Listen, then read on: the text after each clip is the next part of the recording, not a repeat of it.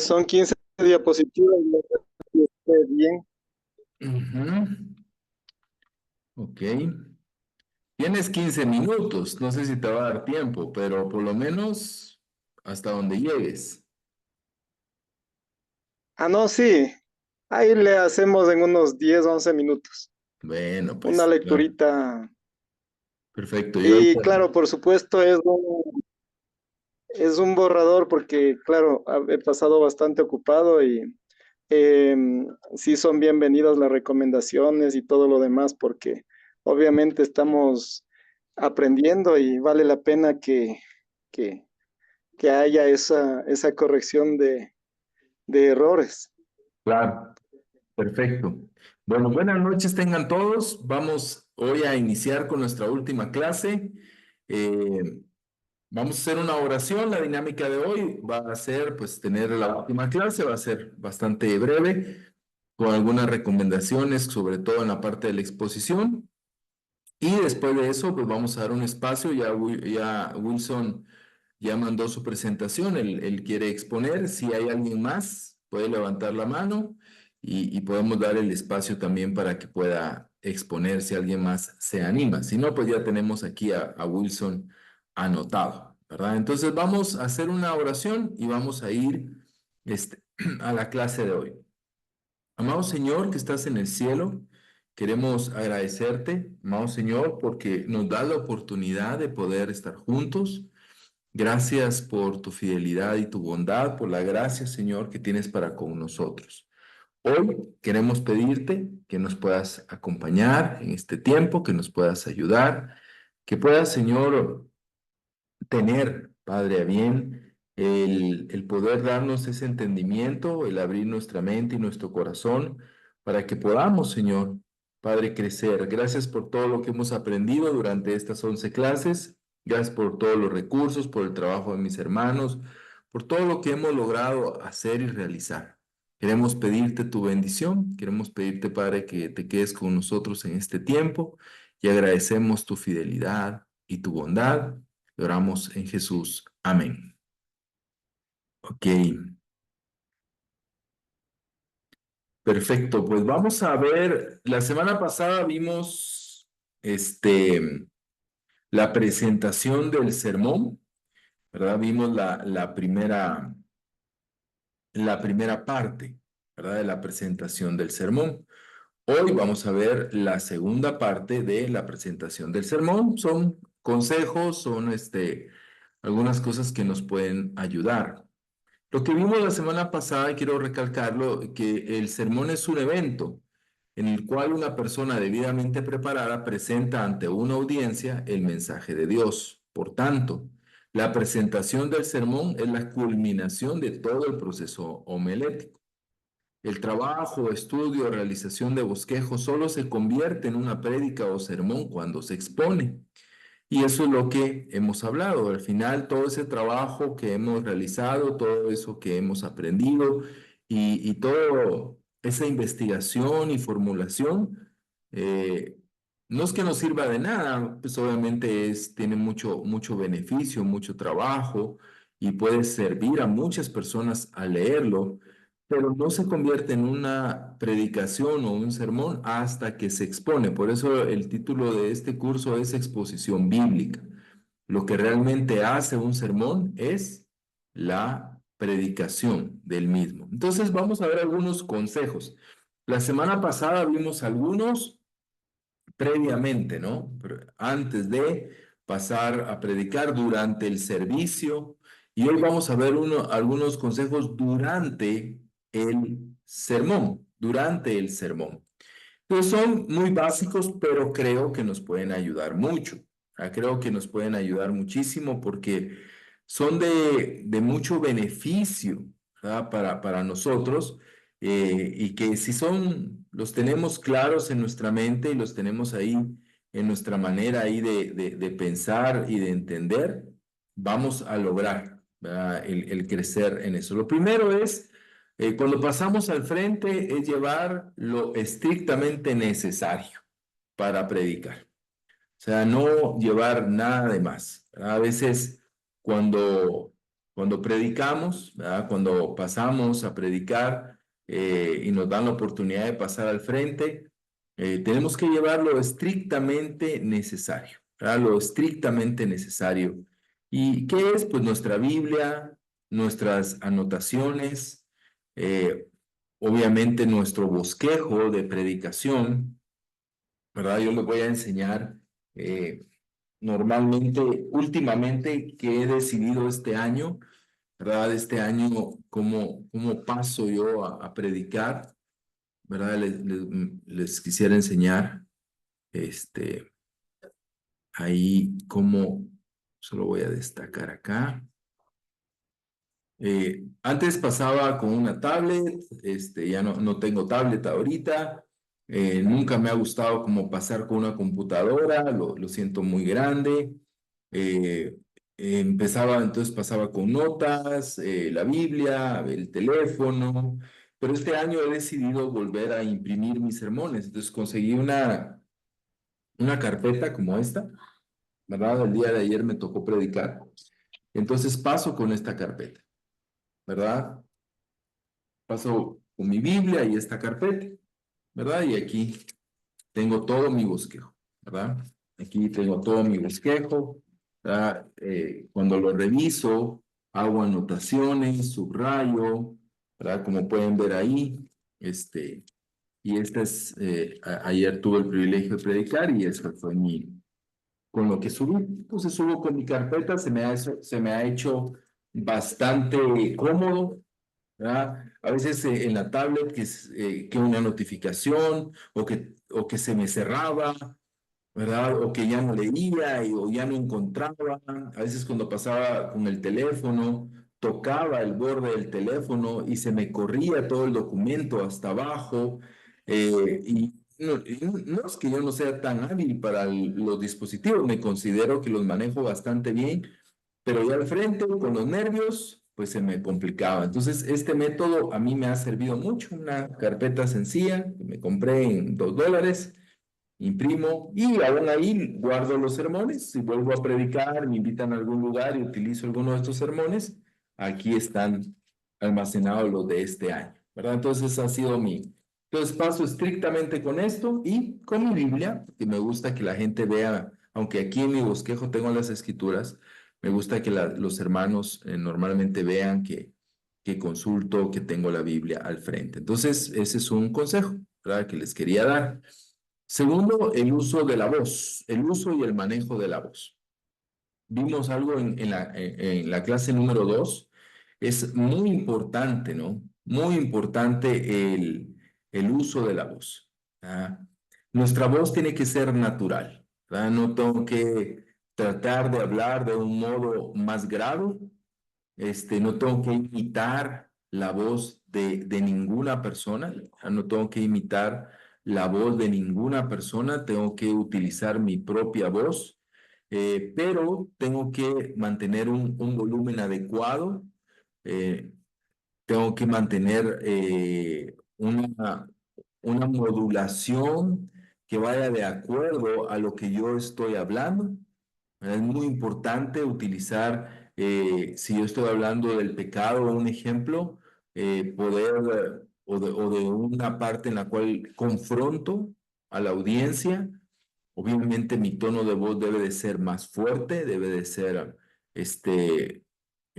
más, sin gritar, pero un poco más alto. Si voy a hablar de algo emocional, utilizar mi voz de una manera este, que me pueda ayudar, ¿verdad? A transmitir esas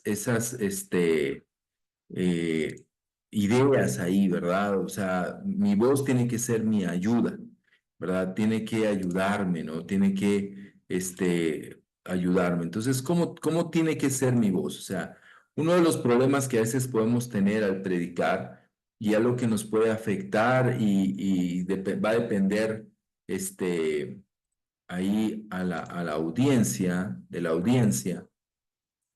eh, Solo quiero ver si ustedes logran ver la pizarra, creo que sí. Cuando nuestra predicación, ¿verdad? Es así, plana. No hay modulación, no hay cambios de ritmo, no hay pausas. Esto, aunque sea el mejor de los contenidos, normalmente va a aburrir a las personas. Si las personas recuerdan que hablamos de que cuesta mucho mantener la concentración, entonces una predicación donde es el mismo tonito, ¿verdad? El mismo ritmo, sin pausas, va a aburrir. Entonces, en nuestra introducción, de pronto vamos a utilizar ese ritmo, pero de pronto vamos a utilizar picos, donde vamos a subir o vamos a subir el tono de voz, lo vamos a hacer, va a ser más fuerte, y también vamos a disminuir, ¿verdad? Donde vamos a tal vez tener un tono de voz más reflexivo, ¿verdad? Y así nos vamos, ¿no? Teniendo esas diferencias, vamos a tener pausas, y las pausas son fundamentales, crean expectación y el uso de las pausas son muy importantes. Y terminar depende de cuál es eh, el, el área de predicación. Si nosotros vamos a enseñar, de pronto puede terminar como inició. Si es una prédica evangelística, de pronto va a terminar así, llamando a la gente a un cambio. Si es una predicación pastoral, puede terminar así también, llamando a las personas a un arrepentimiento. Va a depender de nuestra área de predicación. Pero recuerden, si nuestra modulación de la voz es así, es plana, pues como, aunque sea el mejor de los contenidos, definitivamente pues va a aburrir a las personas. Entonces el uso de la voz es fundamental. Si se usa el micrófono, hay que usarlo de una manera efectiva, ¿verdad? El mismo micrófono nos ayuda a mantener un tono de voz. O sea, si yo voy a hablar fuerte, puedo alejarme. Si voy a bajar el tono de voz, me acerco al micrófono. Entonces va a depender ahí de si es en la iglesia o si es en otro contexto. Número 4, limitar el uso de las muletillas. Lo hablábamos, las muletillas son esas palabras, frases que nosotros podemos utilizar y que pueden hacernos pedazos. A mí me han hecho pedazos buenos sermones porque utilizo mucho esa muletilla de verdad. Y no sé qué, verdad, verdad, verdad. Entonces, cuando alguien la identificó, le despedacé la prédica, porque va a oír verdad, verdad, como que fueran signos de puntuación, ¿verdad? En lugar de usar una coma, uso la palabra verdad. En lugar de usar una pausa, uso la palabra verdad. Para cambiar de tema o hacer otra oración, uso la palabra verdad. Entonces, tengo que limitar el uso de las muletillas, tengo que analizarme bien, tengo que identificar cuáles son mis muletillas. Pueden ser palabras, pueden ser cosas como, esa es una muletilla. Cuando nos ponemos nerviosos, a veces se nos corta la voz o empezamos a hacer, y eso daña obviamente nuestra predicación. Recuerden que es un ruido, eso se convierte en un ruido y ese ruido no permite que las personas puedan escuchar, perdón, correctamente.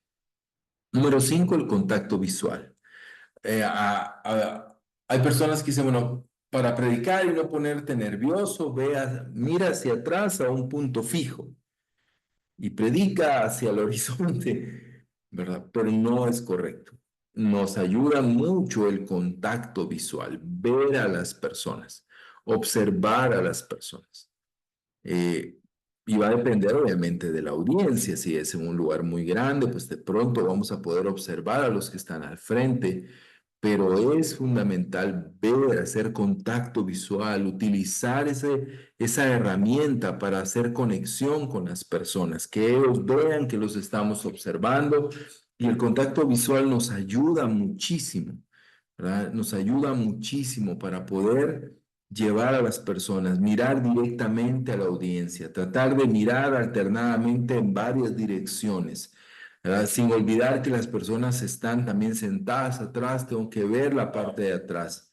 Si se desea, se puede tomar a veces alguna persona como punto de referencia que nos puede ayudar a calmar nuestros nervios cuando encontramos en la audiencia a una persona que está poniendo atención, que está sintiendo con la cabeza.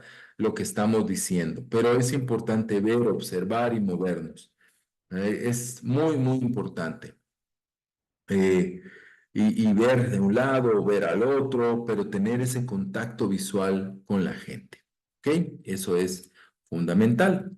También el uso correcto del bosquejo de predicación. Nosotros tenemos que utilizar bien nuestras notas. Nuestras notas no tienen que ser demasiado abundantes. ¿Por qué? Porque vamos a terminar leyendo y eso afecta nuestra predicación. Nuestras notas, nuestro bosquejo de predicación, como algunos ejemplos que vimos en el curso, tiene que ser bien utilizado. Tengo que voltear a ver y poder ver con una mirada. Todos tenemos la habilidad de ver una línea. Nosotros con voltear a ver podemos observar una línea. Entonces, si cada punto menor es una línea, no más de eso, pues definitivamente nos va a ayudar mucho. De pronto, dentro de nuestro bosquejo vamos a tener puntos en los cuales vamos a leer. Una cita bíblica, obviamente la vamos a leer. Una cita de algún autor, también la vamos a leer. Pero son esas, alguna historia tal vez, aunque es mejor contarla, pero tengo que tener mucho cuidado del uso de mis notas, que no vaya yo a terminar con la cabeza abajo leyendo, porque eso va a quitar la atención, la gente se va a distraer. Recuerda que estamos luchando contra la distracción. Uno de nuestros enemigos en la predicación es que la gente se distraiga, que se pierda. Y es muy difícil. Recuerdan que se pierden, que son 5 o 10 minutos lo que tienen de atención y se nos van y tenemos que regresarlos. Por eso también las pausas, los cambios de voz nos ayudan. Pero si vemos demasiado, y leemos demasiado, definitivamente nos va a afectar. El año pasado fui a una conferencia, a un seminario, al seminario donde estudié, y habían académicos de alto nivel. Era una conferencia sobre la misión y fui a un par, creo, de reuniones, de conferencias, eran varios días. Otras las vi por internet y eran académicos y era impresionante, pero ellos no predicaban, leían. Y leían y leían y leían y leían y definitivamente cuesta poner atención cuando no hay un contacto visual, cuando no hay un manejo de la voz. Entonces, todas estas áreas son importantes y nos van a ayudar a poder predicar de una mejor manera. Segundo consejo, el lenguaje corporal. No solo nos comunicamos con palabras, sino también con el cuerpo. ¿Sí? Nuestro cuerpo, nosotros debemos de entender eso con mucha, mucha claridad. Debemos de entender que el lenguaje corporal es fundamental en la comunicación. No solo se predica con las palabras, sino también se predica con nuestros gestos. Eh, los contrastes fuertes o las discrepancias entre las palabras y las acciones se convierten en ruidos que distraen, que confunden a las personas, confunden a la audiencia, a la congregación. De modo que la gente tiende a desconfiar.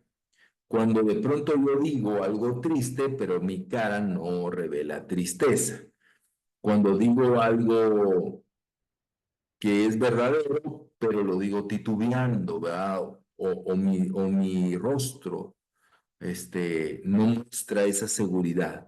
Los gestos de nuestra cara transmiten emociones, transmiten sentimientos, hermanos. ¿Y qué pasa, no? Esos sentimientos y esas emociones le dan matices a nuestra predicación, a nuestro sermón. ¿Verdad? Nuestra expresión facial, por lo regular, no se puede fingir y no debería de fingirse.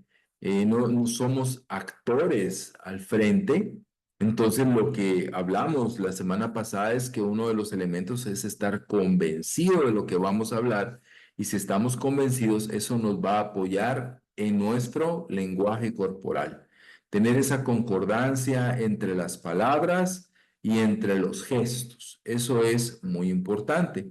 También es muy importante mantener una buena postura, ¿verdad?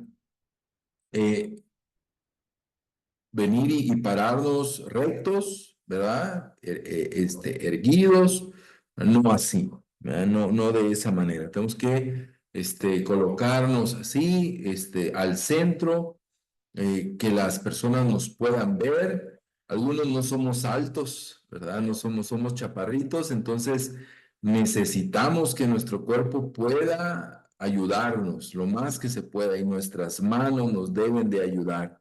Nunca dar la espalda a la audiencia, siempre estar de frente, no inclinarnos, ¿verdad? No recostarnos sobre el púlpito, sobre la mesa de predicación. No necesitamos estar lo más recto posible. También es importante evitar movimientos involuntarios, ¿ah? Y para eso algo que nos puede ayudar es poner un pie adelante del otro.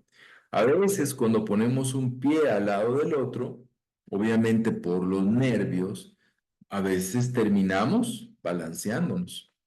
Y cuando una persona se balancea de un lado a otro, transmite que está nervioso. Eso es lo que transmite. No transmite seguridad. Algo que es importante, yo sé que nosotros estamos nerviosos cuando predicamos, pero a veces como para romper el hielo decimos cosas como, es que estoy bien nervioso. Y ya de pronto, solo con esa presentación y aunado a cuestiones corporales o de uso de la voz, se convierte en un ruido. Yo sé que nuestros hermanos son bien buena onda, son bien amables, pero de una u otra manera van a perder la atención o van a perder la credibilidad de lo que estamos hablando. Estamos transmitiendo ideas, estamos transmitiendo conocimiento, estamos transmitiendo convicciones. Entonces, nuestro lenguaje corporal es muy importante. Es importante usar las manos, no abusar, ¿verdad? Del uso de las manos. Es muy importante no meternos las manos, los varones, no meternos las manos al pantalón, ¿verdad? Y predicar con las manos en el pantalón o con una mano en el pantalón y solo con la otra. No, tenemos que utilizar las manos, tenemos que hacerlo moderadamente, porque igual todo lo que se hace en exceso va a convertirse en un ruido. Entonces es fundamental e importante. Eso nos ayuda muchísimo. Coordinar nuestros gestos con nuestras palabras. ¿Verdad? Nuestro gesto debe de preceder a la palabra o seguir a la palabra, depende de lo que vayamos a decir. Pero eso va a ayudarnos. ¿Por qué? Porque va a permitir que las personas puedan creernos. Y estamos transmitiendo eso, o sea, que nos puedan creer. El otro día me detuvo una persona en una tienda, ¿verdad? Una tienda de abarrotes, y me detuvo para ofrecerme algo de UNICEF. Y todo lo que dijo era correcto, todo lo que dijo estaba muy correcta la información, pero me lo dijo así, me lo dijo rápido, o sea, de pronto para que yo no me le fuera, ¿verdad? eh, lo dijo en el mismo tono. Hablaba de cosas muy fuertes como la desnutrición de los niños aquí en Guatemala, de cuántos niños mueren por desnutrición, pero lo dijo como a un robot, sí, como a un robot, y no transmitió lo que estaba diciendo. Entonces, ¿qué hace uno al final? No te conmueve, no te conecta. Y lo mismo nos sucede en la predicación. Entonces, los gestos, nuestro lenguaje corporal, nuestra postura y la concordancia entre las palabras y gestos son fundamentales. Entonces, ya vimos la semana pasada nuestra preparación antes del sermón. Recuerdan la oración principalmente. Espero que estén escuchando el audiolibro. Todavía tienen esta semana para hacerlo. Hablamos también de nuestra actitud cuando llegamos a la iglesia. Saludar, llegar temprano, no llegar corriendo, al adorar al Señor. ¿Recuerdan todo lo que hablamos la semana pasada? No estar ahí en otras cosas, sino estar concentrados en la adoración. Y hoy hablamos de cómo es nuestra actitud a la hora de predicar, en el momento de la predicación. Por último, yo quiero que hablemos de cuál debe ser nuestras acciones después de predicar. O sea, tenemos que tener ciertas acciones después de predicar. ¿Y qué debemos de hacer? Evaluar nuestros sermones. Y esa es la tarea que todo predicador tiene y que deberíamos de tener después de la predicación. A veces no lo hacemos y por eso no crecemos en la predicación. Nosotros estamos en comunidades en su mayoría muy nobles, muy nobles. Entonces, normalmente nos van a dar las gracias. Pero hay cosas que nos ayudan a evaluar. Entonces, primero necesitamos la evaluación personal. Y hay tres criterios. Primero, el criterio del esfuerzo personal. Yo tengo que evaluarme mi esfuerzo. Yo tengo que evaluar cuánto trabajo, dedicación le di a la preparación del sermón. Y yo debo de evaluar eso, tengo que evaluarlo. Puede ser que me fue muy bien en el púlpito, que las personas estaban muy contentas, pero yo tengo que evaluar eso después de mi predicación. Tengo que evaluar qué tanto esfuerzo le puse, qué tantas ganas, qué tanta investigación, qué tanta seguridad sentía yo de lo que había aprendido para poder transmitirlo. Entonces, ese criterio es fundamental, el criterio del esfuerzo personal. Otro criterio es el criterio de la variedad. Es muy importante nosotros revisar nuestros sermones. Si tú eres un predicador habitual, de pronto podemos encontrar que o utilizamos el mismo método, el mismo método tal vez expositivo, temático o narrativo, y no salimos de él, o utilizamos los mismos libros. Predicamos sobre las cartas de Pablo, un ejemplo, que son las favoritas de todos los predicadores. Y predicamos mucho de Pablo, no predicamos tanto de los evangelios o del Antiguo Testamento. Entonces tengo que tener ese criterio de revisar, ver mi variedad. Estoy siendo variado en mi contenido de predicación. Y número tres, el criterio de la revisión.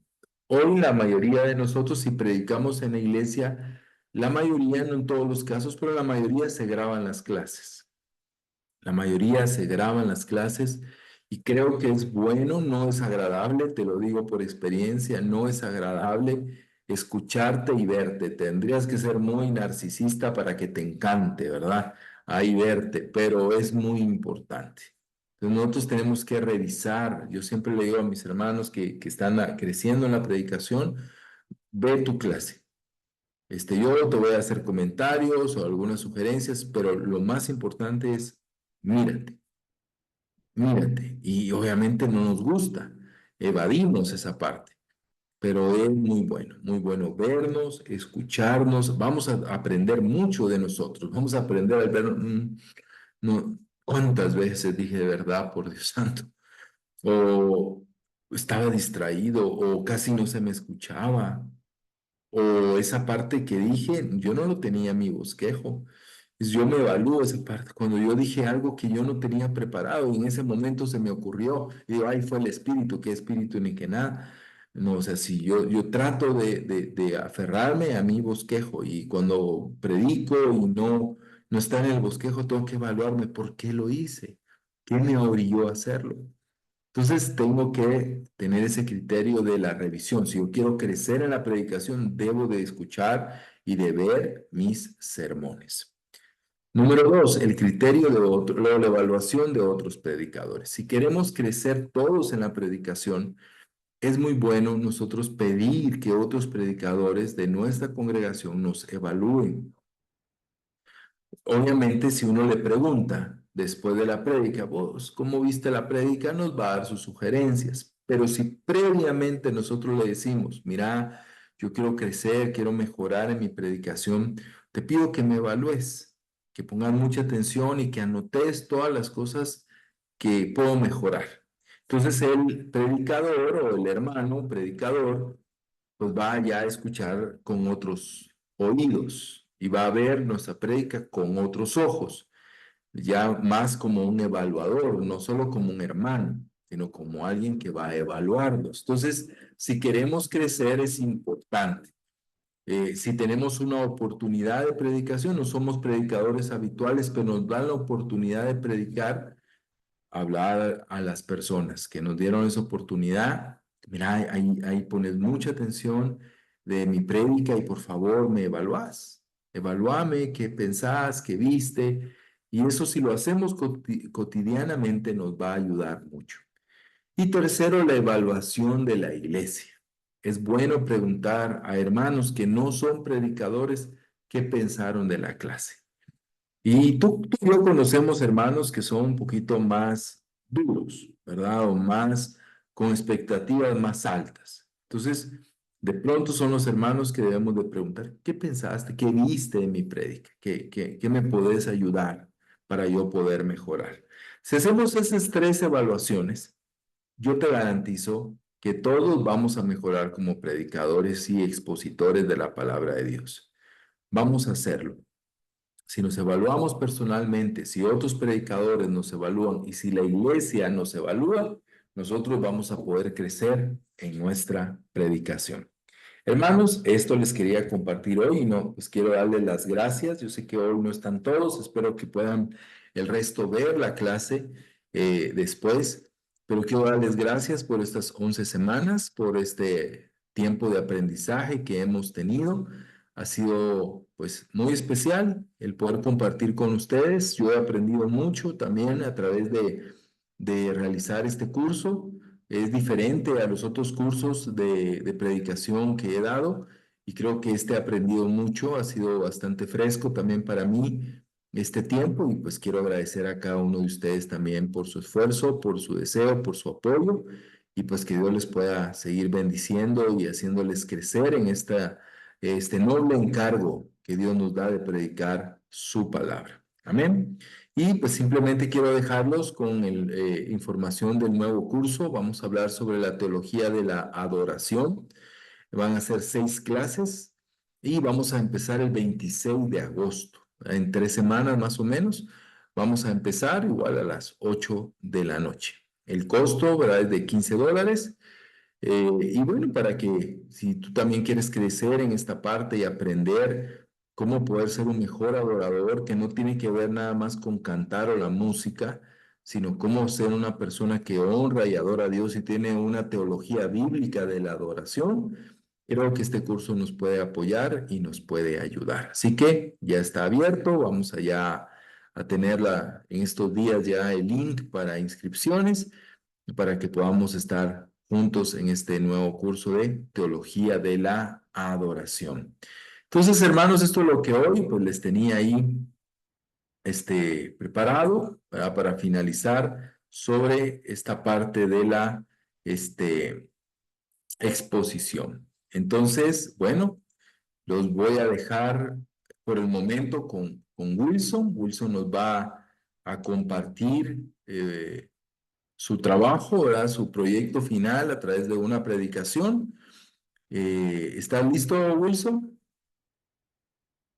Bueno, buenas noches con todos. Tengo la diapositiva, está no como prédica, sino más bien como trabajo, pero le voy a tratar de hacer la prédica. Ok. Entonces, Sí, porque entiendo. ahí está enunciado propósito, introducción, idea Ujú, central, ese tipo de cosas. Entonces, claro, en la prédica va a ser distinta porque va a haber la diapositiva directa o la escritura de pronto directamente. ujú, Y claro, pidiendo disculpas a los hermanos, tengo una falla técnica y claro, estoy en el teléfono. Se me hace un ujú. poco complicado, Ok, pero no puedes poner tu cámara. y también no puedo poner la cámara igualmente por la capacidad de la red. De Ok, pronto voy a tener algún tipo de dificultad, entonces está bien, no te ese, preocupes. ese es el... Apreciamos ahí ¿Cómo le hago para pasar para ok, las diapositivas? ¿Cómo le hago? ¿Solo te voy diciendo? si yo voy a tratar aquí de Porque ir siguiendo. básicamente va a ser tipo lectura, porque está estructurada de esa forma, como está hecho en forma de trabajo, Ok, pero voy a tratar de hacerlo con tus recomendaciones tonos de voz si es que hay la posibilidad. Ok, Y perfecto. por supuesto el lenguaje corporal va a ser un poco complicado de determinar, pero sí apreciaría mucho. Por supuesto, sé que en todo proceso hay un aprendizaje y también depende de la cantidad de veces que uno haga una actividad. Por supuesto, va a ir mejorando. Y Ujú. ese es el propósito. Entonces, empecemos. Muchas gracias. Ok. Ya. Buenas noches con todos. Eh, Mi nombre es Wilson Niño. Estoy aquí para comunicar en la iglesia sobre la soberanía de Dios al elegir a sus hijos a quienes santifica, convirtiéndolos en morada del Espíritu Santo y asignándole el deber de cuidar este templo, nuestro ser, y advirtiendo que quien no puede, que quien no lo obedece será destruido. Este es el propósito de esta prédica y vamos a continuar con la introducción. Entonces, en la introducción vemos que hay un supremo creador que elige, llama, cuida, instruye, ama, corrige y castiga a sus hijos, quienes deben cuidar de guardar sus mandamientos, ya que eh, su ente pasa a ser morada de Dios, el templo del Espíritu Santo, Dios habitando en medio de su pueblo. Por otra parte, hay una idea central donde en esta idea, pues el pueblo de Dios habita en comunión y por otra parte, cada uno de sus integrantes se ha convertido en morada, es decir, el templo del Espíritu Santo. Esta morada debe de ser cuidada, ya que ahora pertenece al Padre Eterno. Caso contrario, él mismo destruirá a quien ose destruir este templo. Eh, Varios pasajes de las Sagradas Escrituras eh, nos, eh, nos permitirán profundizar sobre este asunto. Antes de pasar a la primera escritura que está en la primera epístola de Pablo a los Corintios, en el capítulo 3, versículos 16 y 17, voy a exponer un poco del contexto de Corinto. Esta era una ciudad griega de la provincia de Acaya, sometida a Roma, contaba con dos puertos principales y era conocida por su riqueza y cultura, así como su libertinaje, se parece un poco a la actualidad, ¿no es cierto? Su libertinaje moral, la prostitución sagrada, la idolatría, dominaban las costumbres de la sociedad en aquella época. Todo esto anterior, ¿no es cierto? La prostitución, la idolatría. Los primeros cristianos eran gente sencilla, de origen gentil en su mayoría. Estaban sometidos a fuertes tensiones espirituales y morales. Pablo había llegado alrededor del año 50 de nuestra era, aproximadamente, y pasó durante 1 año y 6 meses predicando el Evangelio. Luego de un tiempo de haber partido de este lugar, recibió noticias del proceder de los corintios. Todos conocemos la primera y la segunda carta de Corintios. Y en esta primera carta, pues, va a tratar sobre las divisiones, la fornicación, el abuso de la cena del Señor y otras faltas. En este contexto se escribe la primera epístola a los Corintios. Vamos a la escritura. Y el primer punto es: los elegidos por Dios somos su templo, la morada del Espíritu Santo. En primera de Corintios, el verso 3 del capítulo, el verso 16 del capítulo 3 nos dice: ¿no sabéis que sois templo de Dios y que el Espíritu de Dios mora en vosotros? Si alguno destruye el templo de Dios, Dios le destruirá a él, porque el templo de Dios, el cual sois vosotros, santo es.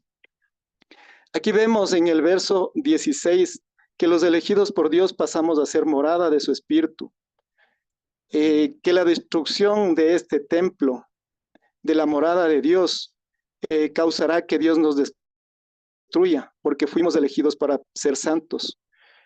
Conocemos todos que la paga del pecado es la muerte y que Dios nos llamó en ese contexto, ¿no? En que nos liberó de la paga del pecado, nos liberó del pecado para que cuidemos nuestro templo.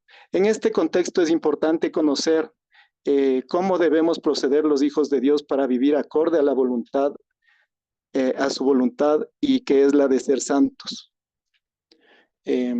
Como ilustración a esto, pues, ser santo significa ser apartado, diferente de todo lo demás.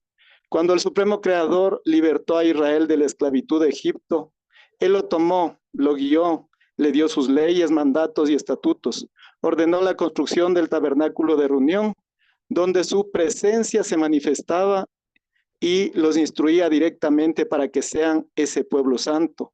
Los adiestró, peleó sus batallas e iba al frente, concediéndoles la tierra prometida por heredad. La siguiente escritura nos permite ver de mejor manera las instrucciones de Dios para con su pueblo, para que Él habite en medio de ellos. En el verso 43 del capítulo 29 de Éxodo, vemos que Dios se reúne con su pueblo y dice: allí me reuniré con los hijos de Israel, y el lugar será santificado con mi gloria, y santificaré el tabernáculo de reunión y el altar, santificaré asimismo a Aarón y a sus hijos para que sean mis sacerdotes, y habitaré entre los hijos de Israel, y seré su Dios, y conocerán que yo soy Jehová su Dios, que los saqué de la tierra de Egipto para habitar en medio de ellos. Yo, Jehová, su Dios. Así como Dios rescató a Israel de la esclavitud, hoy en nuestra iglesia Dios nos ha dado vida cuando estábamos muertos en nuestros delitos y pecados, para que seamos el pueblo en medio del cual Él habite, tal cual habitó con Israel. Y así como Él es santo, ordena que nosotros también seamos santos. Por esto Dios busca que su pueblo sea puro, inclusive en lo físico, mucho más en lo espiritual. Así lo exponen las siguientes escrituras.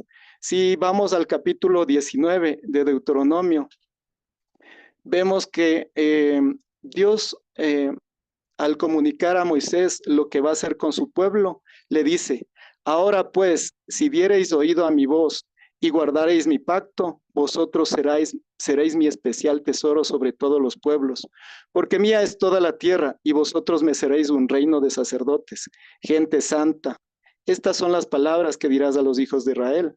Dios hablando a Moisés. Y Jehová dijo a Moisés: ve al pueblo y santifícalos hoy y mañana, y laven sus vestidos.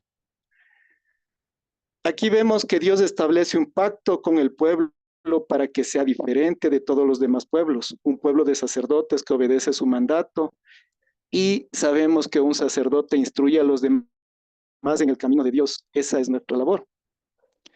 Luego de ver cómo Dios promete, instruye y manda a un pueblo que se purifique físicamente y que permanezca en obediencia a sus mandatos, la siguiente escritura nos aclara cómo un cristiano puede ser puro en estos días. En Primera de Juan, capítulo 1, versículos 6 al 7, dice que si tenemos comunión con Él y andamos en tinieblas, mentimos y no practicamos la verdad. Pero si andamos en luz como Él está en luz, tenemos comunión los unos con los otros, y la sangre de Jesucristo, su Hijo, nos limpia de todo pecado. Aquí vemos que la comunión es el distintivo para reconocer a un hijo de Dios. En este contexto, comunión viene del griego koinonia, que quiere decir participación, interacción social, compañerismo. Como en el versículo 44 del libro de Hechos, nos dice: todos los que habían creído estaban juntos y tenían en común todas las cosas. Aquí también se utiliza la misma raíz del verbo, koinos, que quiere decir común, es decir, literalmente compartido por todos o varios. Estas escrituras muestran la importancia de la comunión entre los hermanos, que es el reflejo de que somos verdaderos hijos de Dios. Por otra parte, esta comunión es llevada a cabo de manera personal hacia los demás. Así como el pueblo israelita fue llamado en comunidad, también cada uno de ellos estaba obligado a cumplir la ley, y quien no la obedecía podía ser cortado de en medio de su pueblo. Nosotros tenemos el ejemplo de varios líderes israelitas cuando partieron en el éxodo desde Egipto, y varios de estos líderes conspiraron contra Moisés. Aquí tenemos la rebelión de Coré. Este hecho causaba la división, por ende la no unidad del pueblo al servicio de Dios. Es decir, que toda la congregación fue reprendida por Dios severamente. Y la siguiente escritura nos va a ilustrar sobre este tema. Dios le había dicho a Moisés que se apartara de esta congregación para que él los destruyera en un instante. Eso está en el versículo 21. Vamos al 31 al 33. Y luego de que Moisés intercedió por el pueblo, ¿no es cierto? Moisés pidió a Dios para que no castigara al pueblo, para que no los consumiera en un instante. Y Moisés reprendió también a aquellos a quienes le ofendieron y a quienes estaban en contra de la unidad del pueblo. Versículo 31. Y aconteció que cuando terminó de hablar todas estas palabras, la tierra debajo de ellos se partió y la tierra abrió su boca y se los tragó a ellos y a sus casas y a todos los hombres de Coré con todos sus bienes. Ellos y todo lo que les pertenecía descendieron vivos al Seol y la tierra los cubrió y perecieron de en medio de la asamblea. Así como por el pecado de estos hombres que se rebelaron haciendo pecar a la congregación de Israel donde Dios habitaba, Dios los consumió de la misma manera en estos días. Dios ha manifestado que quien destruya su templo, la morada del Espíritu Santo, Dios destruirá a aquel. Cuando todo el pueblo pecó, Dios determinó también su castigo. La siguiente escritura así lo demuestra. ¡Ay, nación pecadora! Eso está en Isaías capítulo 1. Si vamos a estos versículos, Dios reprende duramente al pueblo. Pueblo cargado de iniquidad, generación de malvados, hijos corrompidos, han abandonado al Señor, han despreciado al Santo de Israel, se han apartado de él. Versículo 12. ¿Quién demanda esto de vuestras manos cuando venís a presentaros delante de mí para hollar mis atrios? Perdón. No me traigáis vana ofrenda, el incienso me es abominación, luna nueva y día de reposo, el convocar asambleas no lo puedo sufrir, son iniquidades vuestras fiestas solemnes, vuestras lunas nuevas y vuestras fiestas solemnes las tiene aborrecidas mi alma. Me son gravosas, cansado estoy de soportarlas. Cuando extendáis vuestras manos, yo esconderé de vosotros mis ojos. Asimismo, cuando multipliquéis la oración, yo no iré, llenas están de sangre vuestras manos. ¿Y qué podemos hacer en este caso? Nuestra solución y nuestra única solución es acudir a la misericordia y el amor de Dios. Y el punto 3 tiene como enfoque principal este amor y misericordia de Dios. Estamos por terminar, una diapositiva más y terminaremos. Aquí en el versículo 16 de Isaías 1 mismo, dice, lavaos y limpiaos, quitad la iniquidad de vuestras obras de delante de mis ojos, dejad de hacer lo malo, aprended a hacer el bien, buscad el juicio, restituid el agravio, haced justicia al huérfano, amparad a la viuda. Venid luego, dice Jehová, y estemos a cuenta. Si vuestros pecados fueren como la grana, como la nieve serán emblanquecidos. Si fueren rojos como el carmesí, vendrán a ser como blanca lana. Si quisiereis y oyereis, comeréis del bien de la tierra. Si no quisiereis y fuereis rebelde, seréis consumidos a espada, porque la boca de Jehová lo ha dicho. Hermanos, les pido que nos volvamos a Dios de todo nuestro corazón, alma y cuerpo, y únicamente a Dios sea la honra, la gloria y el poder por siempre. Por tanto, queridos hermanos, en estos pasajes y en esto que hemos visto, podemos resaltar que las Sagradas Escrituras nos muestran a un Dios soberano, que ha elegido a un pueblo para que sea santo, puro, con el que pueda relacionarse y habitar. Además, nos muestran que Dios es un Dios justo, que no deja sin castigo al pecador. Sin embargo, también vemos a un Dios misericordioso y amoroso, que llama al arrepentimiento de sus hijos. Y si así obedecemos, Él nos lava, perdona y vivifica para disfrutar de las bendiciones en esta vida, si así Él lo decide, y en la eternidad. Conclusión. Dios es soberano, misericordioso y amoroso. Dios ha escogido a su pueblo y ordena que seamos santos como Él es. El Espíritu Santo ha venido a habitar en los hijos de Dios y ordena que esta morada, su templo, sea cuidando, obedeciendo sus mandamientos. Dios advierte que quien no cuida de su templo será destruido. Dios, en su amor y misericordia, nos ha dado la oportunidad de arrepentirnos y volvernos de todo corazón a su servicio, concediéndonos así la posibilidad de obtener sus infinitas bendiciones. Amén. Muchas gracias.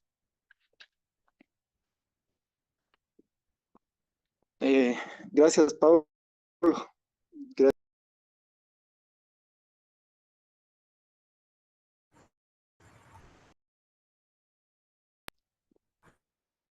Gracias, gracias, gracias. Muchas gracias. Esperaría un... Perdón. Gracias, para Wilson. Gracias alguna ahí.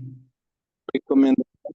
Sí, gracias ahí por el esfuerzo, por la dedicación. Creo que obviamente corriste porque pues, solo tenías pocos minutos y es bastante el contenido de tu sermón.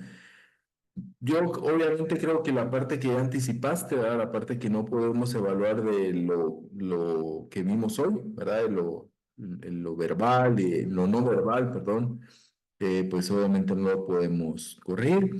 Creo que solamente como algunas sugerencias, a veces un tema tan amplio como es una predicación temática sobre el templo de Dios es un tema demasiado amplio. Entonces, algo que veíamos cuando hablábamos de ese método de predicación, de pronto debemos de delimitarlo, ¿verdad? Para poder cubrir en una predicación un punto muy central. Entonces, no sé, podría haber sido la santidad en el templo, la misericordia de Dios, las funciones del pueblo de Dios en cuanto al templo. No sé, no tengo una idea clara, pero eso podría ayudarte a delimitar y no tener tantas escrituras. En una predicación temática, de pronto vamos a usar varias escrituras como la diferencia de la expositiva. Y cuando delimitamos, podríamos encontrar escrituras más representativas, ¿verdad? Entonces, yo creo que eso principalmente y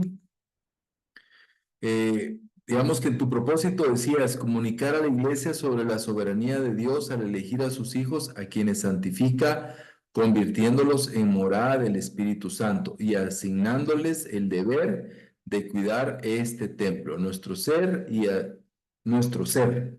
y advirtiendo que quien no lo obedecerá será destruido. Entonces, tu propósito de la clase lo cumpliste bastante, ¿verdad? En cuanto a la predicación, utilizaste todos los elementos, ¿verdad? Todos los elementos fueron ahí utilizados. Tal vez hubiera sido bueno una aplicación, algunas aplicaciones por el hecho de llevarlo a esta parte de cuidar nuestro templo, nuestro ser. Entonces, ¿qué aplicaciones se podrían dar? ¿Cómo cuido mi cuerpo? ¿No? Lo cuido físicamente, lo cuido espiritualmente nada más, cuido mis pensamientos.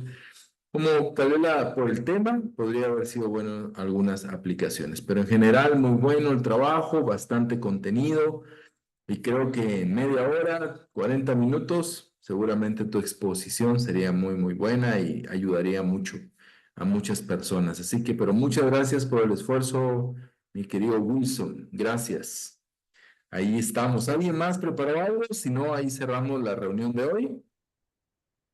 Gracias por las recomendaciones. Con Sí, gusto. Con gusto, Wilson. Bueno, hermanos, gracias de nuevo. Gracias a todos. Estamos ahí para servirles. Me siento muy agradecido con sus vidas y que Dios les siga utilizando y ayudando. Un abrazo a cada uno de ustedes. Gracias, Pablo.